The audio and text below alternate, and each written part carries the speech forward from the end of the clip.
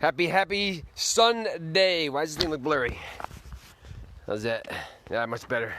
We got Thor, Joe, and a chilly Virginia skyline here back behind us.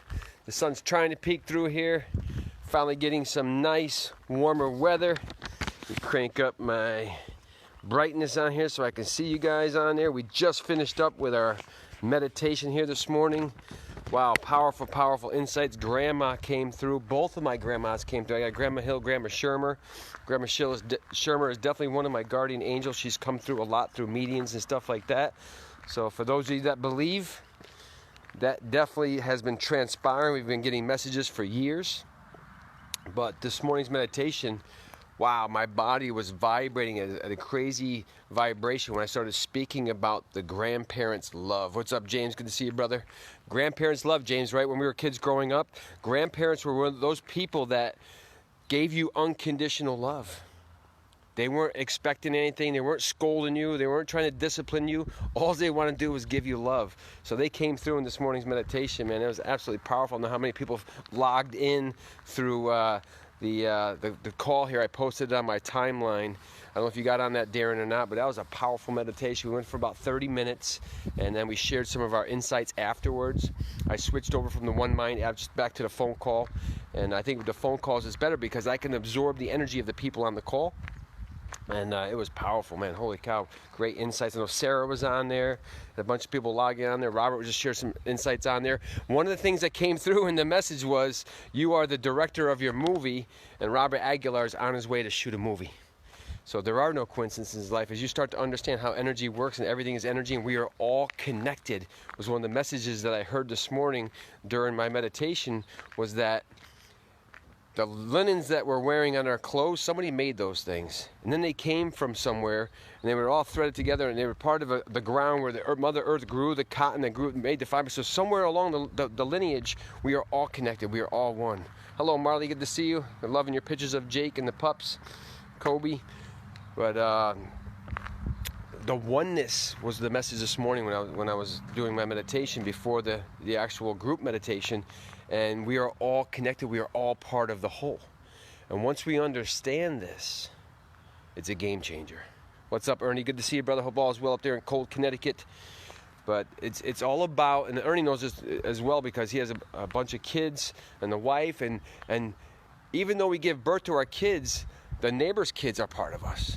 We are all connected. We are all part of that whole. We are all part of the actual oneness of the universe. What's up, Stacy? Good to see you. What's up, David? Long time no see, buddy.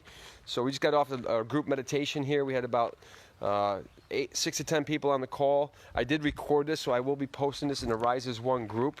I don't want to put some of these meditations out there to the public just yet. So if you guys want to listen to that meditation, go to the Rise as One group here on Facebook. I'll post it in there. I'm going to be having a YouTube channel getting set up here very shortly.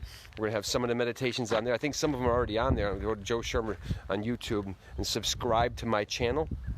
I got some guys doing some marketing stuff to get all that stuff lined up because this message needs to be heard. The message of grandma's love and self-forgiveness, and that's what was coming through this morning, was self-forgiveness. Forgiving ourselves as well as forgiving others.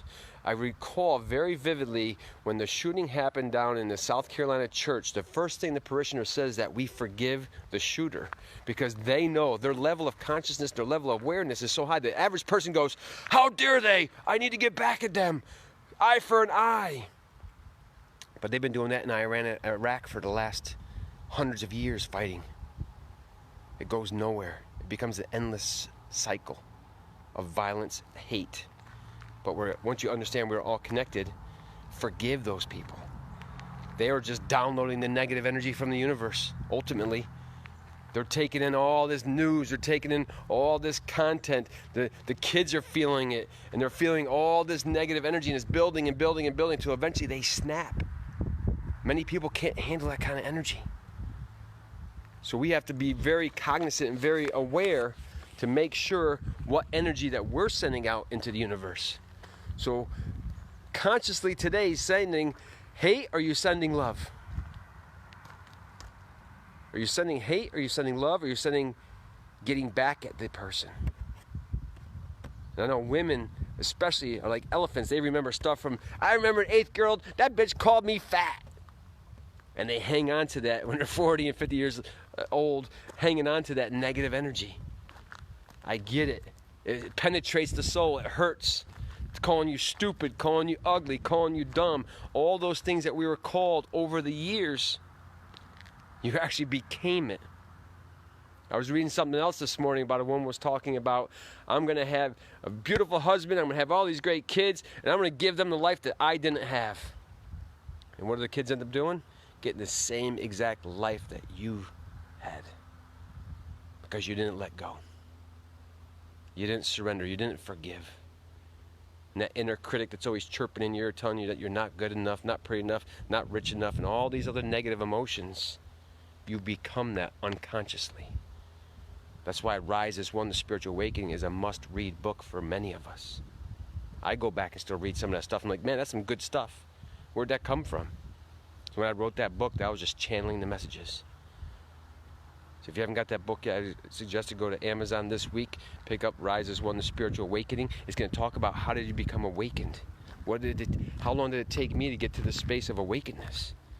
I have one of my coaches that says, Joe, you're one of the highest level consciousness people that I know. I said, that makes sense to me now, because now I know why nobody understands me. Because not many people operate at this level of consciousness.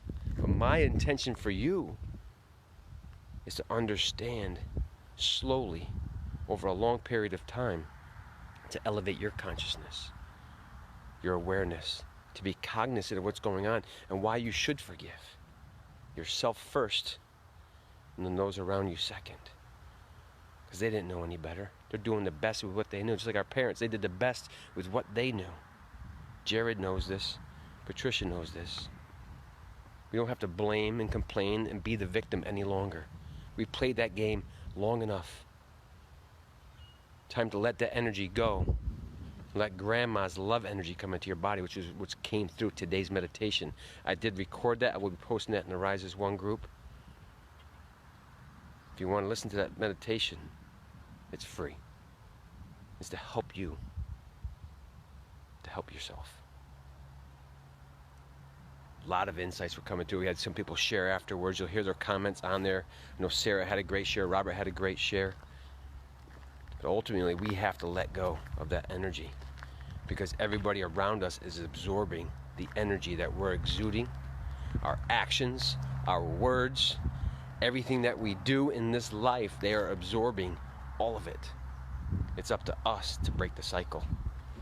It's up to us to end the suffering. Because many of our kids are suffering. Many of us are suffering. Like I've said many times in the past, it's a choice. It's a matter of choice. And you decide today, you're going to break that cycle. You're going to end the suffering, starting with me first. And from that place, all will be possible. With him, in him, as him. Keep showing up. The best is yet to come. They have not seen nothing yet. And when it's all said and done, together, Mr. Hebner, we're going to rise as one. Love you guys. Have a blessed Sunday. Go out there, smile, and hug somebody today. Send some love. Appreciate you guys. Peace.